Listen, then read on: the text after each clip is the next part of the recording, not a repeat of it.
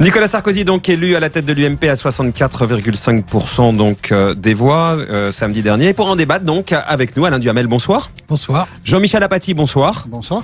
On va démarrer à samedi, ce résultat, 64,5% donc des votants, des militants. Bon ou mauvais pour Nicolas Sarkozy, Jean-Michel Apathy? Plutôt bon au total. Nicolas Sarkozy aurait sans doute souhaité plus parce qu'il a de l'appétit. Mais il n'est pas humilié avec ce score. Il a les clés de l'UMP, il a les moyens de faire aujourd'hui à la tête de l'UMP le travail qu'il a envie de faire. Ce score lui en donne la possibilité. Alors on me dit, Bruno Le Maire a fait un gros score. Non, Bruno Le Maire il a fait un score acceptable qui lui permet à lui, Bruno Le Maire, d'avoir sa vie autonome. Mais c'est pas du tout un embarras pour Nicolas Sarkozy. Donc au total, tout compte fait, c'est plutôt un bon score. Alain ? Moi, je distinguerais selon l'année prochaine, 2015, et l'année suivante, 2016. Pour l'année prochaine, je suis d'accord avec Jean-Michel, ça se présente bien pour Nicolas Sarkozy, parce que d'abord, l'élection s'est passée de façon apparemment honnête, c'est un grand progrès à l'UMP quand même. Bon, ensuite, parce qu'il va devenir de facto le leader de l'opposition. Et puis que comme il n'a pas un trop bon score, sans doute ses défauts seront un peu estompés par la nécessité. Et surtout, c'est lui qui va reconstruire l'appareil, c'est lui qui va choisir le nom, et c'est lui qui va gagner les élections de l'année prochaine. Donc ça va le renforcer. En revanche, pour la suite, c'est-à-dire 2016, au moment de la désignation du candidat pour l'élection présidentielle, c'est une autre affaire. Ah oui, parce que là, contrairement à Jean-Michel, je pense que Bruno Le Maire a fait un très bon score. Il faut se rendre compte que c'était un quadragénaire parmi 5 autres. Et qu'aujourd'hui, il a... réellement, à travers cette campagne, il s'est imposé comme un probable candidat à la présidentielle. Non. En tout cas, à la primaire de la présidentielle. Jean-Michel, un caillou dans la chaussure de Nicolas Sarkozy, c'est Bruno Le Maire que, apparemment, Nicolas Sarkozy disait cet illustre inconnu dans ce livre de off qui avait été craqué par les journalistes du Parisien. Ouais, non, je crois qu'Alain est emporté par son enthousiasme ce soir. Bruno Le Maire fait un bon score, on va pas chipoter là-dessus. Oui. Mais la primaire qui se profile, Alain, elle est plutôt un face-à-face entre Nicolas Sarkozy et Alain Juppé, pas un face-à-face entre Nicolas Sarkozy et Bruno Le Maire. L'autre homme fort de l'UMP, c'est évidemment Alain Juppé. Donc, je suis tout à fait d'accord avec votre analyse, et c'était aussi ce que je disais. Le score permet à Nicolas Sarkozy...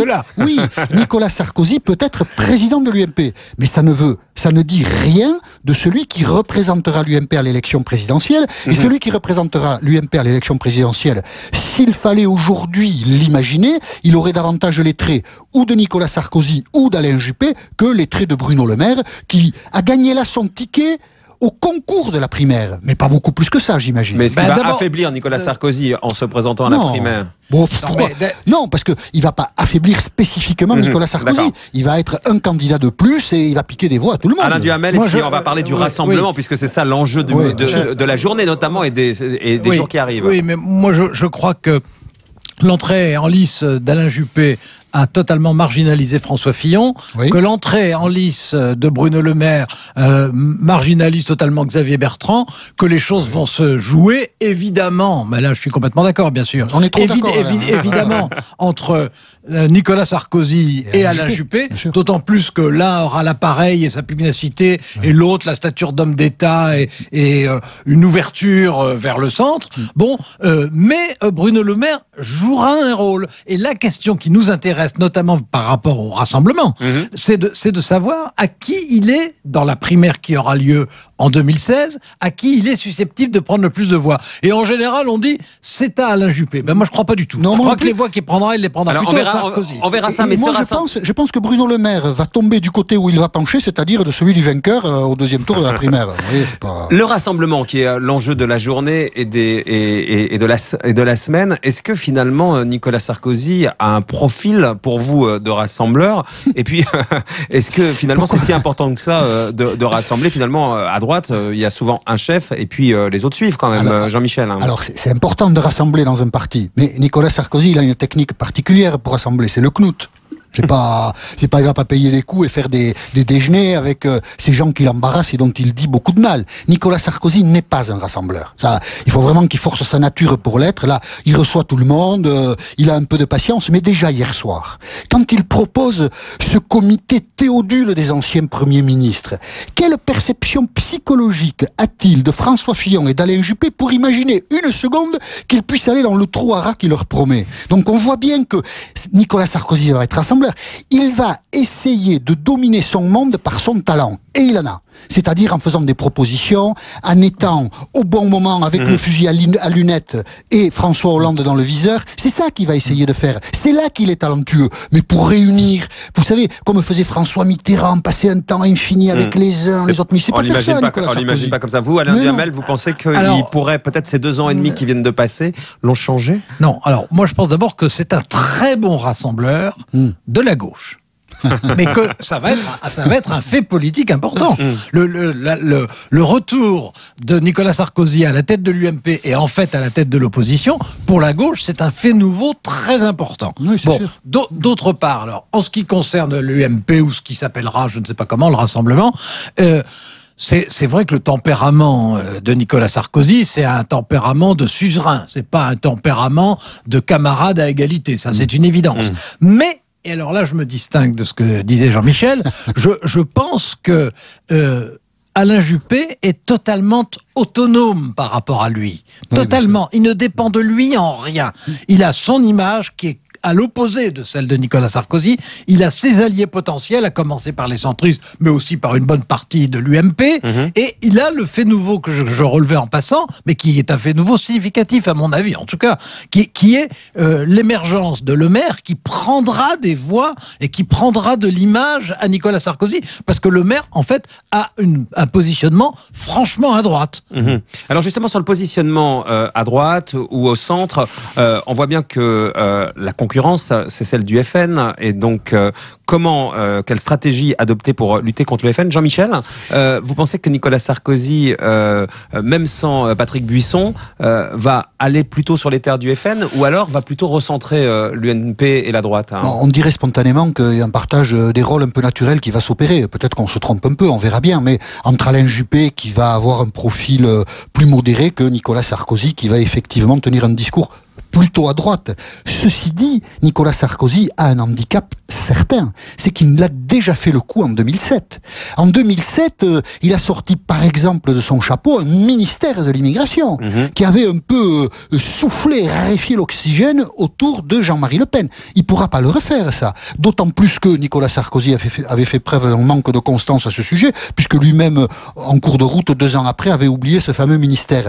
Donc, la course à l'échalote tout à fait à droite risque quand même de mettre Nicolas Sarkozy dans une position inconfortable. On va subodorer un peu de son insincérité et on va voir les grosses ficelles. Je pense que c'est la partie la plus difficile à construire pour Nicolas Sarkozy. Comment contenir Marine Le Pen? Il me semble que spontanément, de ce point de vue, Alain Juppé a un discours plus facile à fabriquer. Et ça, dans la compétition qui s'annonce pour la primaire, ça n'est pas un élément mince à prendre en compte. Je pense qu'il y a un exemple qui me frappe beaucoup, en tout cas, c'est ce qui se passe en Grande-Bretagne, où David Cameron, donc Premier ministre conservateur, essaye de se placer sur le terrain de l'UKIP, qui veut quitter l'Europe, et qui progresse? Pas du tout Cameron, mais l'UKIP. Et je pense que la difficulté de Nicolas Sarkozy par rapport au Front National, c'est la même. Plus il ira vers le Front National, plus ça renforcera le Front National. Mais il ne le sait pas, ça? Il le sait pas, si, il le sait, mais il y a le tempérament, et puis il y a des prises de position qui existent, puis il y a des réflexes, et puis il y a le fait que ceux à qui il s'adresse et le plus directement, et qui sont prêts à le suivre le mieux, c'est le noyau militant, et que le noyau militant UMP est beaucoup plus à droite que l'électorat de l'UMP. Mais alors justement, c'est pour ça que le souci d'Alain Juppé de faire une primaire qui soit une primaire élargie, c'est-à-dire tous les sympathisants de la droite, est évidemment lié à la stratégie qu'Alain Juppé déploie et qui le favorise sur cette question. Parce que plus on élargit l'électorat et plus Nicolas Sarkozy doit trouver une position d'équilibre que pour l'instant il n'a pas trouvé. Alors justement, c'était un peu ma question. Là, il s'est adressé aux militants et donc certains lui ont reproché un discours peut-être un peu trop marqué à droite. Mais là, c'était donc efficace pour les militants. Est-ce que vous pensez qu'il va changer de discours? Puisque maintenant, on l'a bien compris, la prochaine étape, c'est la déclaration à l'élection présidentielle de 2017. Moi, je crois qu'il va être obligé de se distinguer du Front National et que ça ne sera pas facile. Et que si on prend par exemple le seul problème européen, parce que ça va être l'image de marque du Front National, sortons de l'Europe. Alain Juppé dit restons dans l'Europe et tâchons d'y être meilleurs. Nicolas Sarkozy, il est entre les deux. Il dit restons dans l'Europe, mais il faut nous rendre la moitié de nos pouvoirs, c'est-à-dire détruire la moitié de l'Europe. Ça va être, je crois, idéologiquement très compliqué pour lui. Disons que la page est blanche aujourd'hui pour Nicolas Sarkozy. Là, les compteurs sont à zéro. Nicolas Sarkozy, Alain Duhamel le disait tout à l'heure, est le chef de l'opposition.